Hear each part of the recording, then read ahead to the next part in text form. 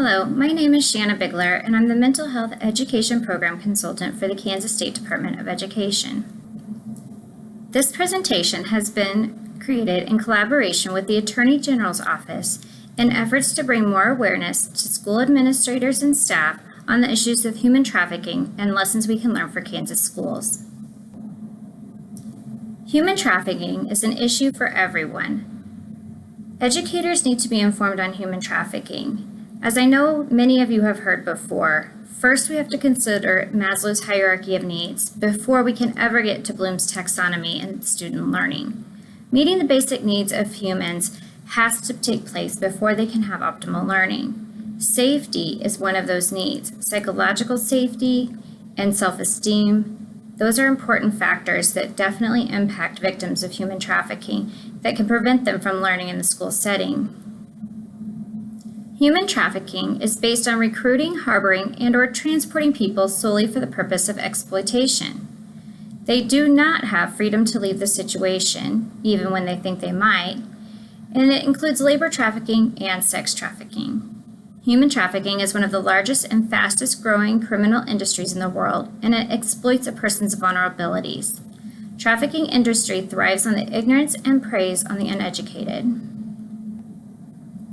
There are many laws that Kansas educators need to be aware of when considering human trafficking.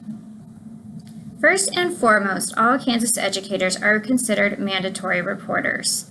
Therefore, they are required by law to make any reports of suspicion that a child is being harmed by physical, mental, or emotional means or sexual abuse. This includes human trafficking. Other mandatory reporters of suspicions of human trafficking include doctors, dentists, nurses, psychologists, and other mental health providers, social workers, and healthcare administrators. Many of these we also have in the school settings. Firefighters, EMS providers, law enforcement officers, and juvenile intake assessment workers also are mandated reporters. The Federal Trafficking Victims Protection Act has been revised 5 times and includes a 3-pronged approach that aims at prevention, protection, and prosecution. Kansas state law breaks crimes into 2 components: victims under the age of 18 and victims over the age of 18. Kansas law has made great strides over many years in the area of human trafficking. The first human trafficking statute was established in 2005. The law then expanded in 2013. And in 2015 allowed for human trafficking victims to seek civil remedies and restitution. In 2018, the newest requirement for CDL holders was put into place. The intentional efforts that Kansas has made in the area of awareness for human trafficking has resulted in a scorecard rating of an A. Kansas is only one of 6 states to improve from an F to an A between the years of 2011 and 2019. The awareness efforts are working. It's also one of only 15 states in the United States to receive an A score in 2019. Human trafficking is a real issue in Kansas and should be acknowledged by educators. More than 80% of human trafficking involves domestic victims, and the majority of these are children. These are not victims that are brought in from other areas. These are kids that live here now. Kansas has adopted new laws that seek to protect and rescue human trafficking victims. And the DOJ has identified Kansas as an originating state for human trafficking. You might wonder why Kansas was identified as an originating state, but really it makes a lot of sense. Kansas is centrally located in the United States and has the major intersections of I-70 and I-35. We're the hub of the Midwestern commerce and exchange points. Human trafficking greatly affects our students. Children represent 26% of the 20.9 million victims worldwide. Both U.S. and foreign national children are trafficked for sex and labor in the United States. And each year, as many as 100,000 to 300,000 American children are at risk of being trafficked for commercial sex in the United States. Many child victims of human trafficking are students in our school system. As awareness has raised for the issue of human trafficking, so have the reported victims. Victims of human trafficking have very distinct characteristics that can be indicated in our education system. The average age for sex trafficking victims is 12 to 14 years old. This is our middle school population. Good majority of these are runaway or youth within the foster care system and child protective services.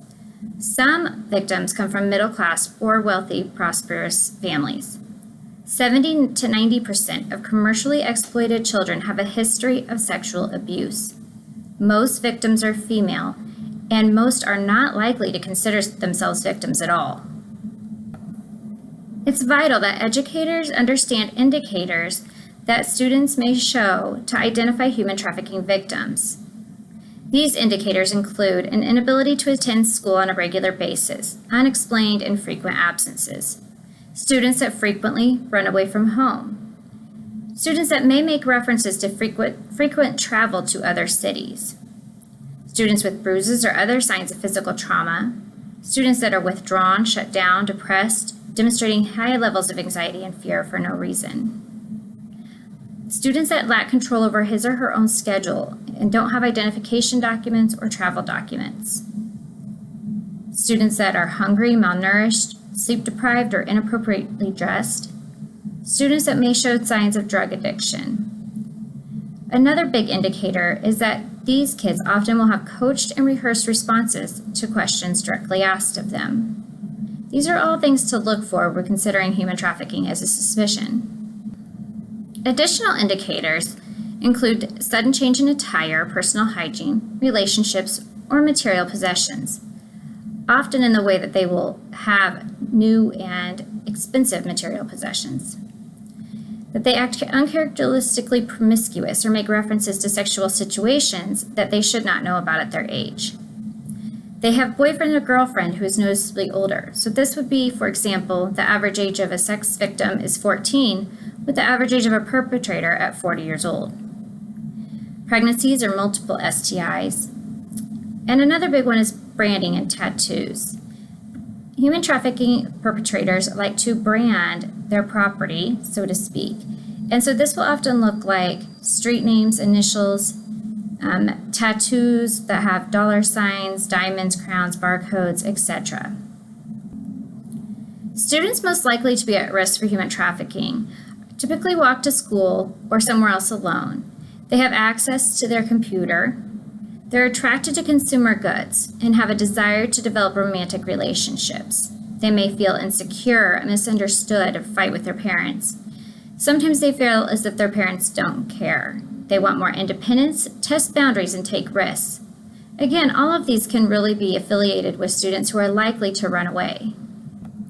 The most vulnerable populations for human trafficking are individuals with developmental disabilities, the LGBTQ+ population, students living in poverty, housing insecurity and homelessness, Indigenous women, individuals with mental illness, drug and alcohol addiction. Human trafficking is the exploitation of a person's vulnerability. Schools have learned a lot about adverse childhood experiences in recent years. Adverse childhood experiences are also directly tied to human trafficking. They're linked in the ways of abuse, neglect, parental detachment, and exposure to addiction. 33% of women with a trafficking history have an ACE score of between 4 and 7, and 48 have ACE scores of 8 or higher. Knowing your children and the situations they have at the home setting is vital to knowing these ACE scores and how they might relate to human trafficking. We refer to the perpetrators of human trafficking as the traffickers. Characteristics of traffickers include being between the ages of 19 and 45 years old. Their average education is freshman year of high school. 50% of them have completed high school or a GED. 95.5% have a history of drug or alcohol abuse, and 90% a criminal record. Further, these traffickers have an income of between $220,000 to $500,000 a year. Traffickers control their victims in many ways: physical abuse, sexual abuse, and psychological emotional abuse. They deprive them of their basic needs, restrain at times, but restraint is not the most frequent. They withhold medical care, rape, they force them into prostitution, sexual humiliation, often use intimidation and fear, lies, blackmail. They leave them in unsafe environments, isolate them. Other ways human traffickers control their victims is through substance abuse and misuse. They will often force and coerce their victims to use drug and alcohol, which can create long-term addiction and dependence then on the human trafficker themselves. Also use manipulation and romantic relationships to pull at the vulnerability of a victim. And cultural disorientation. Victims that are moved across state or international boundaries may be put in areas where they don't speak the language and are thus more vulnerable to get help.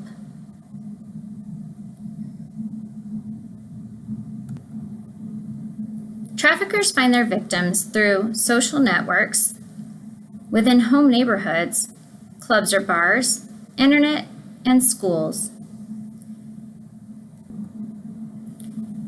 Traffickers only exist and human trafficking only exists because there is a demand for the services that they provide.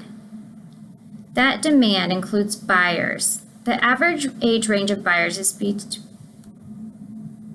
That demand involves buyers. The average age range of buyers is between 18 and 89 years old, with the median age at 42.5 years. 19% of buyers are professionals involved working with children. 99% of the buyers are male, and 22% are involved in positions of authority or trust. The big picture of this is those who purchase sex fuel the sex industry. Most women in prostitution do not have a choice, and people who buy sex always have a choice. If there were no buyers, there would be no business for the traffickers and no victims of human trafficking. No demand equals no human trafficking. Social media has become a factor that plays a great role in human trafficking. Students are especially prone to social media as an avenue for human trafficking. Traffickers set up fake accounts online to friend teens. Teens are then approached online or in person at malls, bus stops, parties, and other public places. Traffickers will use their other teens to set out a network to recruit and scout. Traffickers may pretend to date teens or parents to manipulate and gain their trust. Drugs, alcohol, money, and expensive gifts are often used to manipulate. Social media really gives the access and ability to connect with more vulnerable youth online. Online grooming, meeting needs by understanding their vulnerabilities and exploiting them. Quicker relationships than traditional, and the connection, recruitment, and sales are easier. There's lots of coercion of youth through photo sharing. 2 in 5 teens say they tell their parents very little about what they do and where they go online. 1 in 5 kids have received a sexual solicitation online. In 82% of online sex crimes against minors, the offender used the victim's social networking sites to gain access. 39% of teens have sent sexually suggestive messages via text, email, or instant messaging. And only 12% of parents knew their teens were accessing pornography. Popular sites to be aware of. This is prior to TikTok. Include Facebook, Instagram, Snapchat, Yik Yak, Whisper, WhatsApp, Kik, webcam sites, Yellow, which is Tinder for kids, Blender, and Tinder. Traffickers are very intentional in how they groom their victims. The grooming process starts with targeting a victim, looking for that vulnerability. They then gain their trust and their information through casual conversations, online, social media, in person. Then they fill a need. They buy gifts, they are a friend, they begin a love relationship, or they start providing drugs or alcohol. After all that's established, they then create this situation of isolation. They create time to be alone with the victim, to where they're really the only focus of that victim's life. After that, the abuse begins. The trafficker starts claiming that they must be repaid for their services, and the repayment is sex. They maintain control through threats, violence, fear, and blackmail. Students are usually so far into the grooming process that they cannot identify that they are actually becoming victims. There are red flags and indicators that school staff can look for. Again, these indicators include frequent unexplained absences, coached, rehearsed responses to questions, frequent runaways, bruises, signs of trauma, withdrawal, depression, anxiety, or fear, hunger, malnourishment, inappropriate dress, boyfriend or girlfriend who's noticeably older or controlling, a sudden change in attire or material possessions, the tattoos of branding that we discussed, signs of addiction and promiscuity, and those students not living with an immediate family member, such as if they're living with who they call an employer. Help can be provided to human trafficking victims as soon as they are identified. Many services are important in providing this help. They'll need medical care, safety planning, treatment for major trauma and complex PTSD, long-term counseling and assistance, and housing. Assistance in dealing with and testifying against the traffickers, addiction treatment, educational needs, employment assistance, and any other specific assistance that may have come up through their experience.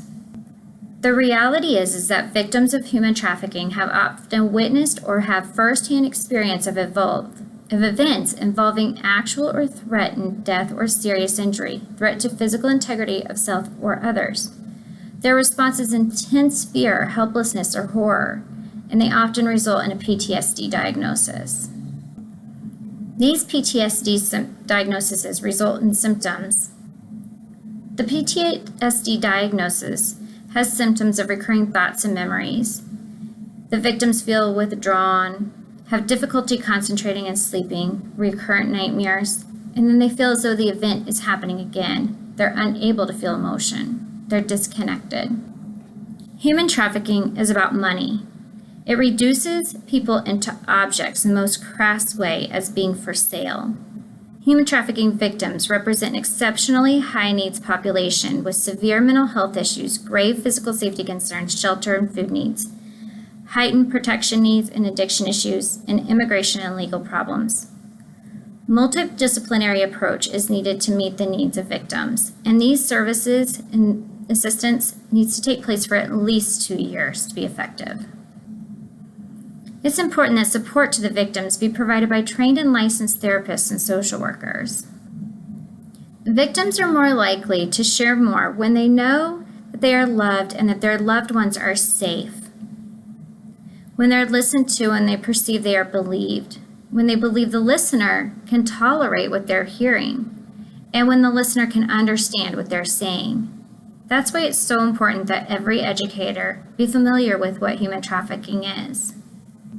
Trained professionals will assess a child of victim. Trained professionals will assess human trafficking children victims' physical and emotional well-being, their use of alcohol and drugs, their risk of self-harm, their risk of re-engaging in prostitution, their involvement with their family, and whether they need intervention services.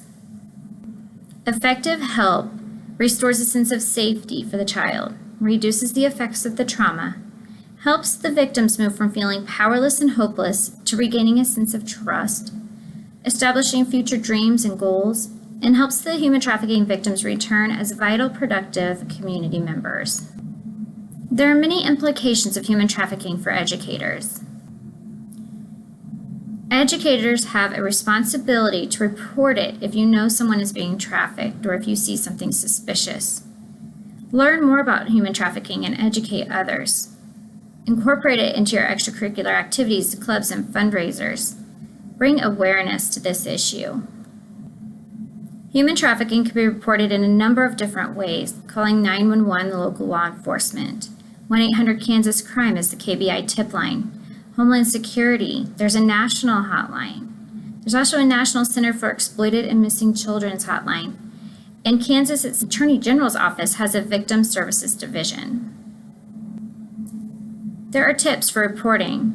Pay attention to your surroundings and your community and call right away. Don't wait to report. Provide actionable information, details, times, descriptions of those involved. Take a picture if possible. But be safe. Do not ever approach traffickers. They can be very dangerous. If it's an emergency, call 911. Reporting online is also available in Kansas through the KBI. This slide shows how to make those online reports.